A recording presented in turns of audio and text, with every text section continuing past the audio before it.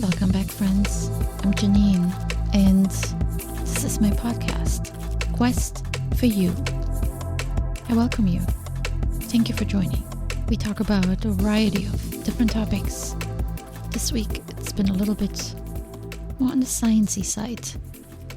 And in episode 184 and 186, we spoke about the personal competence element of emotional intelligence, which are self-awareness and self-management.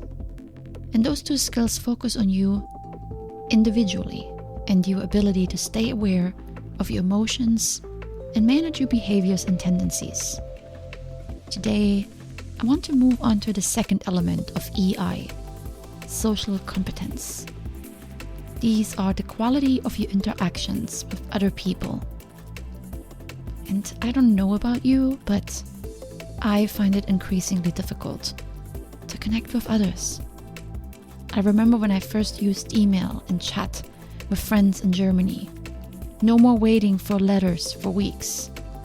And then I remember when texting became big. In fact, it was bigger in Europe before it took off here.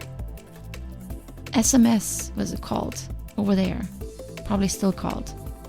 I liked that I didn't have to answer the phone anymore when I didn't want to. Didn't have to think about my words like I used to when I wrote letters. The immediacy was exciting, and it still is. Within seconds I can plan, schedule, and resolve issues. But this shortness and immediacy doesn't really challenge us to develop our social skills much anymore. Now, all I think about are what words to choose in my text messages and emails to make sure it sounds right and I don't offend anyone. Yet no matter how much I try, I still mess up many times. Because words on a screen are simply not enough to form a real connection with another human being. It takes the richness of our vocabulary, our body and facial expressions, and our voice to convey a more complete message.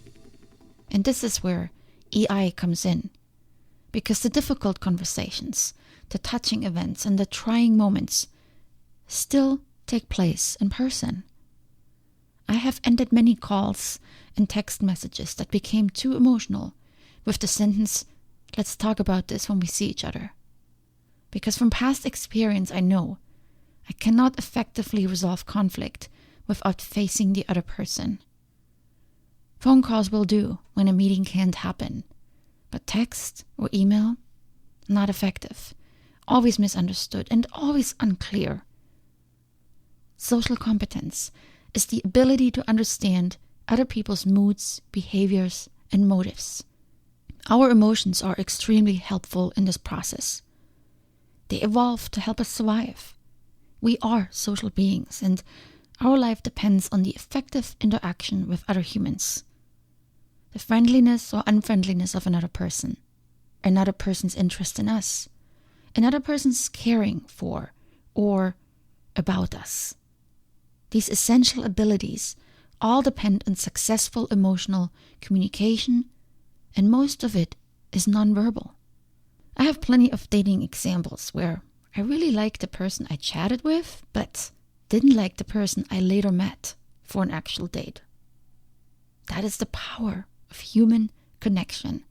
We can craft words all day long, but true connection to a person's emotions happen in person. Social awareness is your ability to accurately pick up on those emotions you see in the people you meet and understand them. This ability is limited when you are talking over text, hence the constant misunderstandings. It is a moment-to-moment experience that changes with every interaction you are part of. Social awareness is all about listening and observing. It's your ability to spot and understand people's emotions while you are engaging with them. It requires your undivided attention, otherwise you will not pick up on all the nonverbal cues being sent. We often talk about presence on this podcast. Presence is difficult to achieve when you're doing something else or thinking about your rebuttal while the other person is talking. It also requires empathy, something I have covered on previous episodes. That is the skill to put yourself into someone's shoes, to perceive what others are thinking and feeling, even if that is different from your own feelings and thoughts. Empathy is hard when you are wrapped up in your own feelings. With self-awareness, you look inward to learn more about your emotions.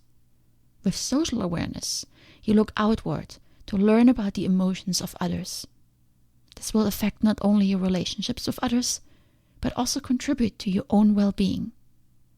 I am sure you know how good it feels when you had an honest, heart-to-heart conversation with an employee or a friend. I always feel an immense pressure coming off my chest that I didn't even feel was there before. Increasing your social awareness will also increase your self-awareness. As you pay attention to your emotions while listening to others, you learn more about your own beliefs and values. It is easy to say what's on your mind. It's much harder to reflect on the discomfort you feel when others express contrary views. That is when you truly learn something about yourself. So how can we become better at social awareness? Well, it will not happen while you're on Facebook, despite the misleading name social media. You need to get out into the world and interact with people. Put your phone away and look up and observe others. Look at the people around you. Pick up on their body language, facial expressions, posture, gestures, their eyes, and maybe even make an effort to guess how they might feel. You'll be surprised how you suddenly will pick up on the fact that someone doesn't seem to have a good day. They're looking down, their eyes are blank, their body shows it, maybe slouched shoulders or poor posture. And by becoming more sensitive to others and recognizing their feelings in addition to yours, you will notice things that others don't.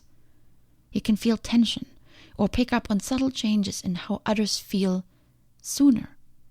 It will help you communicate more effectively, build trusting relationships, and collaborate more fluidly with people from different backgrounds.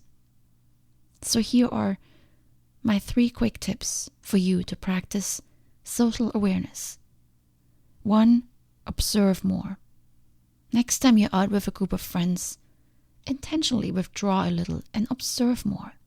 I know when I go out with more than one friend, I'm always absorbed with myself. Who can I talk to? What can I share with whom? And what will be the dynamic of the group? Take yourself out of the group a little bit and observe how people interact. And if you cannot do that, then maybe do it on another occasion where you're by yourself. Maybe you sit down with your coffee for a few minutes before running off to work and watch the people coming and going. I love doing that. Sometimes I feel so guilty for this seemingly unproductive time, but it surprisingly feels very relaxing, not having to engage with anyone and just sit there, watch and listen. I imagine often how people might feel when what they have going on in their lives, and it will help build up your sense of empathy for others. 2. Plan your next conversation. From episode 186, recall my example with my coworker? I don't do this much. I don't plan my conversations. I mostly just wing them. But how about we think about an upcoming conversation for practice purposes? It doesn't need to be an intense conversation, like a sit down with your boss. Simply, next time when you plan to stop by your friend's house or you're on your way home from work, take a few minutes and think about the upcoming conversations you will have. What are you going to do when you arrive? How will you greet the person? What will you talk about? What will you answer when certain questions come up? How will you adjust your body and facial expressions to the conversation? What could be some sensitive moments, difficult topics, or things to avoid and not talk about? You will notice that you're much more in control of the conversation, having planned it out. And I realize this will not always be possible in real life, but aspects of it are. We can make an effort and be more conscious going into our conversations, especially when we plan ahead for the touchy moments, because then they will catch us less by surprise, and then we can manage them better. 3. Make more contact. And this is my favorite. I have to remind myself of this every day. Social awareness happens in person. And if you're not an extrovert, then you will notice that you talk to the same people every day because that is what feels comfortable. But every day we meet people that we have seen before. At the office, at the store, the gym. So why not practice initiating some contact? When you notice someone you see every day is looking sad, suddenly ask this person if he's doing okay. And go a little bit deeper. Offer you help. This will really help you access your empathy more. You don't know this person, so you don't have any personal interests in the conversation. You're simply extending your heart out and making a connection. And this will allow you to practice approaching unfamiliar people, and as you learn their reactions, you increase your social awareness. Every time I do this, I'm blown away by how nice people actually are. Just observing them, we make all sorts of stories up in our head, but as soon as we initiate a conversation, I always find people make a genuine effort to be nice.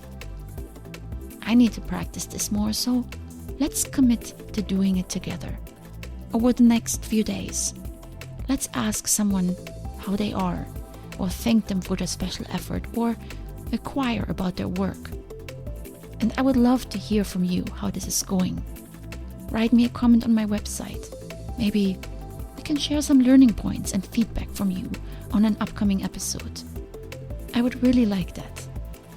Let's become better at connecting to others in productive and nurturing ways.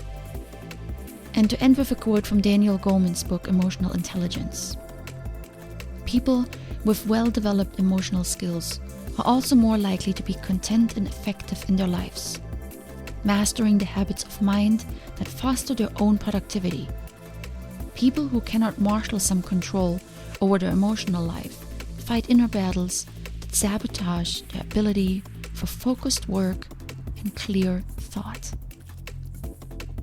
Much love, my friends, and can't wait to talk to you soon.